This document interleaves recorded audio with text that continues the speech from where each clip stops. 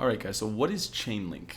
This is a project that I haven't covered yet on the channel, but I've wanted to for some time. I spent a lot of time gathering information because I want the video to be, jam-packed with, really what is the key things that you need to know about Chainlink. Initially with this project, I didn't fully grasp what were all the, potential use cases and why is this so important for blockchain. And on my journey looking through it, as you guys will see here with future use cases and even the current use cases of it, I'm going to lay out a case for why I think that Chainlink is a really important project in the space and why you should know about it. So let's get right into it. Is it cheaper than building your own centralized oracle? We'll get to that through going through some of these costs and the key aspects of it. Okay, so if you don't know what it is, so Chainlink's the goal is to connect smart contracts to real world data, events, and payments. So what does that mean and why is that a problem?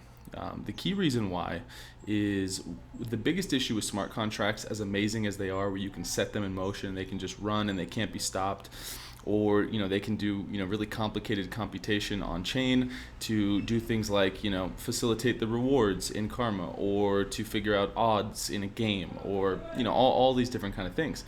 The big issue that they had was they can't connect outside of that smart contract to real world data, right? So typically, the way that smart contracts work, it requires, user input. So if a like is an action on a smart contract, the user has to like something, and then that like is pushed from their account to the contract, it's registered, and then whatever math is calculated based on that. The really hard part is, how do you have external factors that aren't on the blockchain, that's just data, being able to feed into the contract so then the contract can make use of that data to do something more sophisticated or more transparent in a way, right? And so without that link to be able to do that, it's put limitations on what is possible with smart contracts and data in the outside world.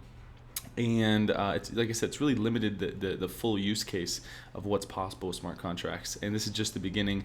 And it's also limited, non-blockchain companies, real-world existing companies, from maybe wanting to come in the space, right? Because it gets harder for them to go, we want some of these things to utilize a blockchain, or we want them to be within a smart contract, but how do we feed this data in? And this has been a problem that we didn't really have a realistic solution for quite some time, right? So I want to talk about the costs. I want to talk about the need for Link to have, or Chainlink to have its own token, which is Link. Like I said, current use case, future use case, and the new cost savings associated with some new tech that's come out for it. So what are the costs, right? Paying nodes in Link. So paying nodes in the token for off-chain data, APIs, and computation. So whenever you need to use the service, right, you have to pay in some Chainlink to use it. And then what's the other aspect? So Aetherium Gas Costs, right? Because Chainlink, as of this moment, is on Ethereum, is an Ethereum-based token. So to be able to send it in a transaction, you have to pay a little bit of gas for that cost, right? And that breaks down to the actual nodes and the users to send Link, right? So obviously on its head, that was something for me initially. I'm like, I'm not the biggest fan of fees, and I'm definitely not the biggest fan of like additional fees, if and when they're maybe not, absolutely essential, right? It's easy to justify one if you're a holder of that token, the fees paid in, and be giddy about it. But you're faced with the reality of, how do we make this so simple that people can use this and not run into that hurdle and have that not be a factor that holds them back from wanting to use the particular tech, because they now have to pay in another particular token, right? So why does Link have its own token? Okay, so to send, like I said, to send token, you send token to request data in the same logic. This isolates security and the economics of the network from external factors, right? So it doesn't make the health of Chainlink staying alive based on a different token. For example, if you had to only pay in Ethereum, right, for Link, obviously to some extent, right, with Chainlink being on Ethereum, there is some dependency there, of course, because if Ethereum somehow were to vanish, which that doesn't seem realistic in this climate, but or the way things are going, that it will just vanish. there is some dependency on it, but having its own monetary unit, and again, having that unit be able to trade against Tether and have its own price and its own price discovery, allows the network to have its own identity and has a different, like I said, doesn't have the full dependency on external factors. It allows it to be its own ecosystem, right? So nodes have to stake. So this adds accountability that can be slashed if they do bad or they don't perform, right? So it allows, it enables and encourages, well, actually it demands that these nodes have some stake and some accountability in the game, so that they have to provide good data and not do anything malicious, because then they have some skin in the game to lose if they're caught by doing so. This allows the team to subsidize early on in the network until there's enough demand. So chicken or the egg problem, when you're able to print, free internet, magical money, and your community values that, and you're able to have, sort of this value pool to pull from and pay people for their efforts, you can subsidize early on until it reaches that scale where it has enough demand to where, people are being paid adequate for the actual usage of the product, right? All right, so let's move on to the current use cases of Chainlink. I think it's really important, before I lay these out, for people to understand what is a decentralized oracle and what are APIs, right? Because these are really the two biggest, I think, terms and ideas to grasp and understand to really be able to start understanding what the full capabilities of a project like Chainlink are, right? So a decentralized oracle, right? So think of it like a group of people up in the clouds that you can call out to get accurate information about a particular thing, right? So this could be pricing data. This could be the weather in Taiwan, if that works inside your app, right? But in a sense, it is, these entities that you can ping and make a request to figure out, what is the most accurate and up-to-date data point about a particular thing. And then you have APIs, right? So APIs are, here's a great example of an API. So if you if you're running a social network, for example, and you have followers, right, or you have posts, you have to have the record of, how many posts are there, or how many likes does this post have, how many comments does it have. So you have the back end, which stores all that data, and the front end that the user sees needs to be able to visually connect with what they're seeing, needs to be able to connect with that the back end data, so that they can actually understand what's being stored in the back end. How many likes does this have? So the back end, you create an API, almost like think of it like a bat signal, right? You put it up there when you need Batman. You see that API, you can connect to it and get any data that you want for that particular API. So if you created an API for follower count, you'd be able to connect from the front end to that API, and at any moment ping, okay, what's the follower count? 987, front end shows 987. So that's in a sense how APIs work. And I want to show you guys this here. Okay, so current use cases. So feeds.chain.link, right? This is a spot you can go to, and there are decentralized price reference data for Ethereum, Bitcoin, DAI, even the Australian dollar versus the US dollar, Euro USD, all these different aspects, right? And so this opens up a door for a lot of possibilities, and even more importantly, integrity, right, when it comes to pricing.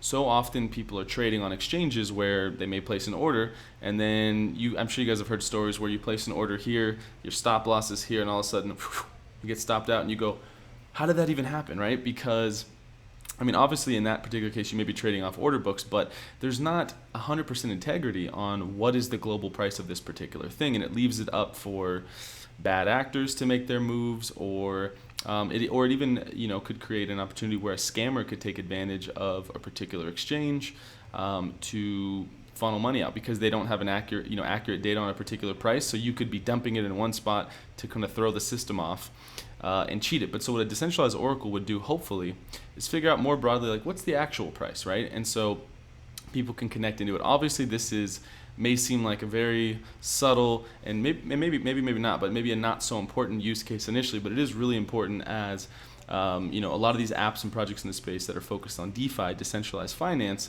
start to build out. They need the reliance on accurate pricing data to be able to quote loans or initiate swaps. So think it's very important to understand the future use cases of this, right? Because if all we got to was here, what's the point, right? The future matters, and as Chainlink grows, people are going to, for it to grow, you're going to need to see it used in more real-world apps and other use cases, which is really cool. So I have a list of those here. I was going to cover for you guys. So, for example, sports scores, right? If you're betting online, let's say, the casino that you're playing with, they may have a hiccup in their data. They may not get an accurate, score on what happened in the Lakers-Bucks game, and you may lose money when you should have won. Or they may cheat, right? And so what this can do is enable smart contracts to be trustless, so they don't even have the opportunity to cheat, right? They just have this, this real-world accurate data being fed into it, and it takes the human error out of the equation, which is ideal in what we're trying to move towards with a lot of the technology building on blockchain at the moment. Like I said, you can do website traffic data for rewards. This is something Karma's looking at, where you can actually feed in the data of, how many impressions did this post get? How many actual unique page views did this get, right? Because if that brings more value to the network, maybe you want to factor the rewards people earn based on that, right? You want to factor it in on how much, how many new eyeballs did this bring to the platform. The other aspects, DeFi, like I mentioned, money markets, you could use it for insurance, exchanges, derivatives, enterprise, when it comes to privacy, scalability, backend systems, fiat payments, and interoperability between blockchains, and even fiat-enabled DEXs, which is really cool. And so some of the issue that I saw initially while I was reading about Chainlink was when it came down to what do these actual prices, shake out to? What are people paying, or what were they paying to actually get this data, right? Because if the price is significantly more to get this data from a decentralized oracle than it was from a centralized oracle, it's hard for people to make that jump. So it needs to be competitive on that front, as well as providing the other cool benefits that it does, right? So there was a prepaid aggregator contract that was made, and I can put more resource for this below, but I'll do more videos to cover this stuff more in depth, that requires no request transactions to ever be made, right? So that already lowered some of the costs up front, right? Then there were threshold signatures added. This was a 37x cost reduction in gas fees alone, right? So you start to compound that out over all the different requests that people would be calling, and you see that it starts to stack up quite a bit, right? So essentially, it could cost as low as 9 cents per update, right? And these updates could be done on these different feeds. They're all adjustable, right? They could be done every 30 minutes or every 2 hours. It just depends. And then allows link payments to process, allows link payments per process to be cheaper because gas costs to the nodes are actually cheaper, right? So there was, like I said, there was a lot of these contract updates that were added with the prepaid aggregator, threshold signatures, and a few other things I'm going to cover more in depth on a later video. I just don't want to make this video 40 minutes long, that have drastically helped to reduce the costs of using Chainlink versus using a centralized Oracle database for it. Nonetheless, if you guys want to know more about this project, like the video, comment below what you liked, maybe what wasn't clear enough. I'll do more videos about this because I know the Chainlink community seems to be bananas, and you guys are always looking for new content to come out about this stuff, and I find this to be a very interesting project that I think there's a lot of use cases for currently that I may want to integrate with some of the things I'm working on. But nonetheless, like I said, guys, thanks for tuning in on the video, and I'll see you guys next time.